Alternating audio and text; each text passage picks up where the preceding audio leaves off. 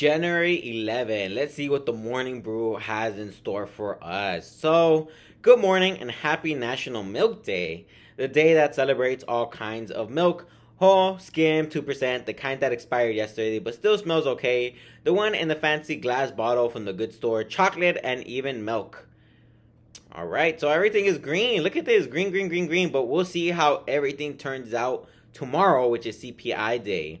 So, market so far, stocks are generally making good on their New Year's resolution to only go up, but they'll face several AP level tests in the coming days, including the monthly inflation report, which releases on Thursday, and the start of earnings season, which is Friday.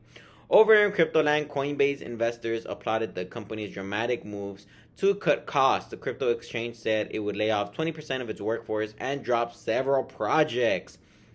And with the weather, it says when 20 trillion gallons of water is too much and not enough. A deadly barrage of storms has been dumping seismic amounts of rain in California over the past few weeks. On Monday, millions across the state experienced an atmospheric river that dropped a month's worth of rain in one day. And as the downpour continued yesterday, 90% of the state's population, which equals to 10% of the entire U.S. population, was under flood watch. Forecasters estimated that more than 20 trillion gallons of water will have fallen on California mid-January. And look, you guys, I live in California, and I love hearing this. So it says that it experienced a month's worth of rain in one day. That's good. Like, California used to be in a drought, and now we're not because it's rained so much. I'm so happy. Like, it's been raining hard, but I'm really happy to see this. Surely, all this water will cure the state of the devastating drought that it's over the last few decades, right? Well, not quite. In fact, most parts of California are simultaneously under drought and flood emergencies, a bizarre consequence of climate change that will likely stick around despite more rainstorms projected to hit the state throughout the rest of the month. Experts say California will need a lot more rain to completely reverse the drought that has put the Southwest in its driest condition in 1,200 years. One scientist told the WAPO that these storms are like getting a normal monthly paycheck after several months of not getting paid at all. The influx is welcome, but your bank account will still be depleted.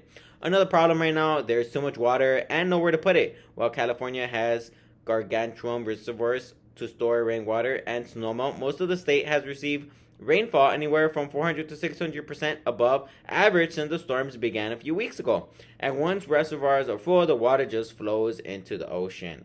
For instance, Lake Cahuma Reservoir in Santa Barbara County was hovering around 30% capacity in early December after rising 34 feet yesterday. It expected to start overflowing Friday or Saturday. Plus, in cities like LA, which have received around 3 inches so far, rainwater can't be collected because it's being contaminated by road runoff. Around 93,000 customers were left without power as of 11 p.m. Eastern Time yesterday, and the death toll has risen to 17.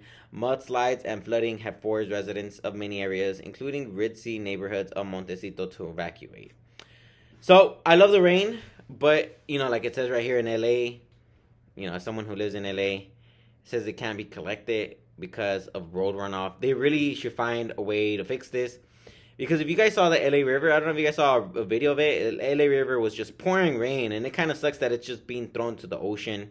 Really wish there was something that could be done with that, but we'll see what's happening with the world. So David's demolition day has arrived. Today, Goldman Sachs will be laying off up to 3,200 employees, which is 6% of their total workforce, as part of its larger cost-cutting efforts since the 2008 financial crisis. The bank has been hit hard by the market downturn and deal-making dry up. Plus, its highly anticipated plan to build a consumer business failed to find any consumers.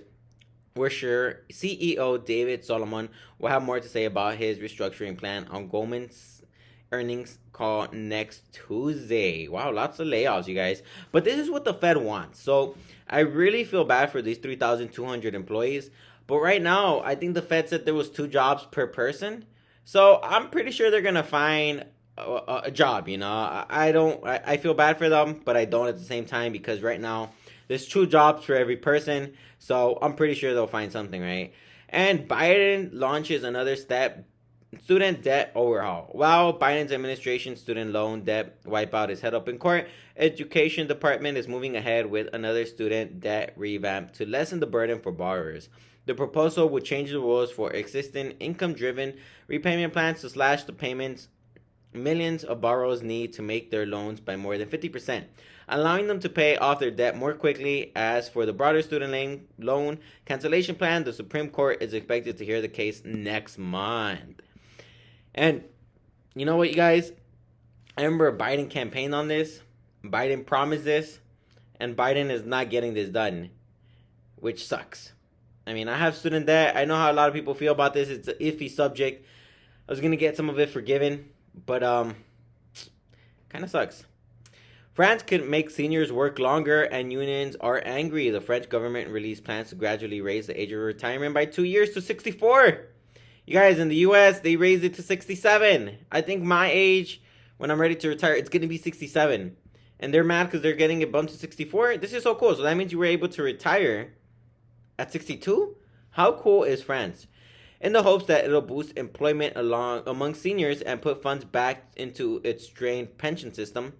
But French unions, which staged massive protests the last time this plan was floated, have already made plans to strike on January 19 in opposition to the move, which they call unjustified. But even at 64, the retirement age in France would still be lower than any in other higher income countries. You know, you live in France. This is actually really sweet that you can retire at 64. I kind of like that.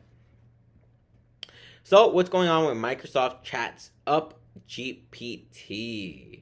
Microsoft is reportedly preparing for its largest startup investment in history, a $10 billion stake in OpenAI that could value the research lab at $29 billion.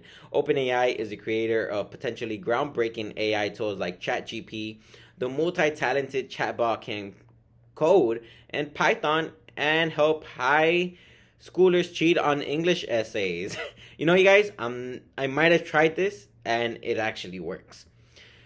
What's in it for Microsoft? The company has already invested $1 billion in OpenAI, but thinks an even tighter relationship would help it better compete with big tech rivals like Google, which reportedly declared a code red over ChatGPT's threat in its search dominance. Can you guys imagine, like Google has probably already tried out ChatGPT's features and they've already seen what the competition has, right? So when you see what the competition is offering, it's like, dang, we got to do this and we got to up it one. So Google has some hard work for them, you know. And if you're investing in Google, you have to consider, if Google falls and is not the number one search engine and they're not pulling in money from their search engine results, how much does the stock fall by, right?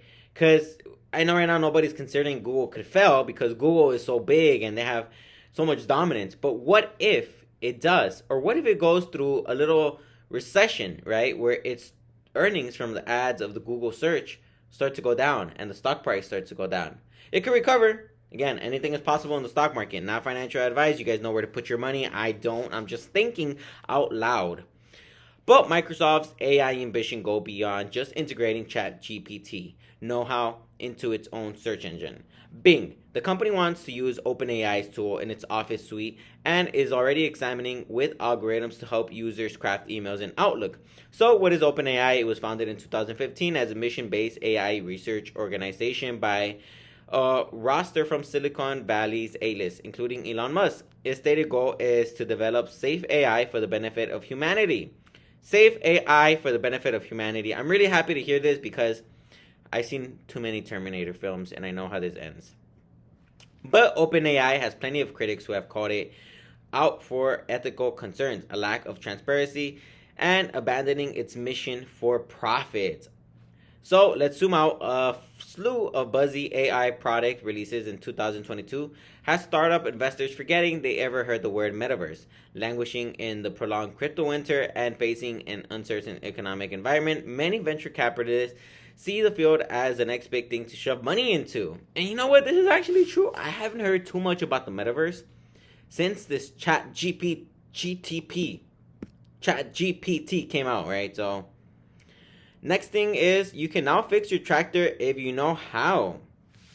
as tractors have evolved to include high-tech features like self-driving capabilities, GPS, obstacle detection, and soon with any luck, League of Legends compatibility, they've become all but impossible for farmers or third-party shops to repair. But on Sunday, John Deere committed to making that easier. Together with the American Farm Bureau Federation, the company signed a memorandum of understanding that aimed at providing farmers with greater access to tools, diagnostic codes, and manuals. Until now, the company's high-tech tractors could only be repaired by authorized dealers due to software locks, which farmers claim to raise costs and cause delays, and even into some farmers hacking their tractors. While this represents a victory for the burgeoning right to repair movement, advocates are wary of MOU's lack of enforcement measures and certain sections in the agreement, including one that gives John Deere or the AFBF the ability to withdraw from the deal if any federal or state right to repair legislation is enacted. Sumat, this isn't the first time a deal like this has been made. In the private sector, in 2008, a similar agreement was reached between a lobbying group representing Deere and California Farm Bureau, but many promises didn't come to pass. Wow. So John Deere basically has a monopoly on their tractors. Like, who knew this, right? So now if you're an investor in John Deere, you know that John Deere has an edge when it comes to their newer technology, right? So, there's a point where farmers have to upgrade their old infrastructure, right, like tractors and stuff, for new ones. So that means when they buy newer ones, they get rid of the old ones, and now they can't repair the new ones without any help. And this article just makes it seem like they can withdraw from the deal if any right to repair legislation is enacted. Like that's really an interesting position for John Deere. I mean, if you're an investor, this is good because they're protecting their property, right? Like nobody else can repair it but them. Which also sucks because, it says right here, farmers were hacking into their tractors. So, there's pluses and minuses about this. And it really sucks that only authorized dealers could fix it. Maybe that's why right now food inflation is getting higher, because all those weeks or days that the farmers were waiting for someone to come out from John Deere to repair this stuff took a while, right? So they couldn't harvest all the stuff on time. It's interesting how this stuff all plays out. And again, in the stock market, you always have to see everything from a bigger perspective, right? You got to zoom out. Like now I'm kind of curious to know what the stock price is for John Deere. You know what? I feel like just looking it up just out of curiosity. Just because now, in this, you have to be what's the ticker? I don't even know what the ticker is. I have no idea what the ticker is. John Deere. It's DE. Wow, their stock is worth $437. Wow, this is a very, very expensive stock. But it's for a reason, right?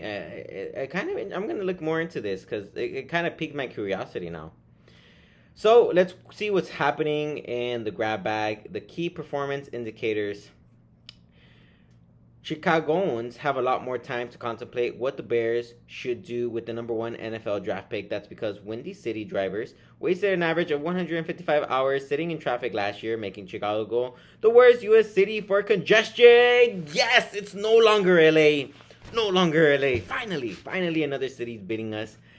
Sucks if you live in Chicago, right? But if you live in LA, this is awesome. According to the Global Traffic Scorecard, traffic picked up in cities all over the world last year to match and in some cases excelled pre-pandemic levels. London was found to be the most congested city globally. Wow, that's crazy. Again, traffic, right now I know I made it a big deal, but traffic is never fun, you guys. If there was no traffic anywhere, that would be the best. Quote, we are not and will not be a climate policy maker. In a speech in Stockholm, Fed Chair Jerome Powell said it's not his job to play climate cop for the global financial system. Powell has heard from critics in both directions that the Fed should play a larger or smaller role in promoting environmental sustainability in the financial world. Powell has emphasized the need for the Fed to maintain its independence since political influence could disrupt necessary but unpopular interest rate hikes to stamp out inflation. And, you guys, who's. We don't need the Fed to have something else to worry about. It's already bad enough that they're politically influenced, even though they say they're not. We all know they are behind the scenes. I mean, these people got to get voted back into office, right? But Republican lawmakers called for investigations into classified documents that were discovered in President Biden's former office at Washington, D.C. Think tank. Biden said he was surprised by the findings and is cooperating fully. So, everybody went after Trump for their tax returns, or his tax returns. Now they're going after Biden. This is what people are spending our money on, right? Our government funds are being spent. Our tax dollars are being spent on this. I'm so happy I pay taxes. Here are the winners from last night's Golden Globe Awards, and this was the speech of the ceremony. Alan Weisenberg, the former CFO of the Trump Organization, was sentenced to 5 months in New York City's Rikers Island jail for his role in tax fraud scheme at the company. And again, white-collar crime, they never get punished. Never get punished. It's really unfortunate that it's like this, but it is what it is. Genius is raising its prices by 12 euro cents for the pint to help meet rising costs. The Irish PM said it could create financial hardship for many pubs. Not what we need to be hearing when we're trying to stamp out inflation. But the story that just caught my attention, you guys, is this tractor one with John Deere. Because I had never heard of this. And again, this is why it's important to read the news, so that you can know stuff about this. Like, if you didn't know this, now you know this. Now, next time you look at John Deere stock, or you're thinking about investing in it, consider this as a good thing or a bad thing, right? It could go both ways. Like, I'm looking at it from a positive point of view, right? Like, John Deere's making money, like, servicing all these tractors. But there's also could be the negative, right? Because you guys saw that now they're going to make it easier for farmers to fix it themselves. So, for me, I'm going to be looking more into John Deere just because I found that really fascinating.